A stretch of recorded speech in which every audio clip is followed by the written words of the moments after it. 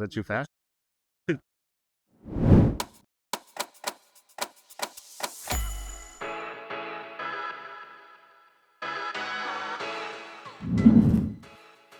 Hey, my name's Nathan, and I'm the owner here at MasterGlass Auto Glass.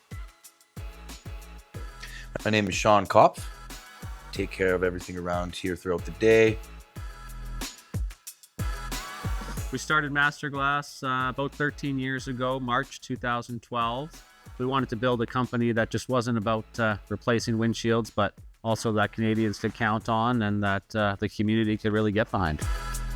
Growth has been really good. We've expanded to 3 locations here in the Okanagan. We got one in West Kelowna, Penticton, and Kelowna now. And every year we're getting busier and busier, hiring more staff. We've got 16 employees now, and we're still looking to hire more. We're able to stock about 50,000 windshields in our warehouse at any given time. We're locking in that price. We're able to pass that savings on to the customer.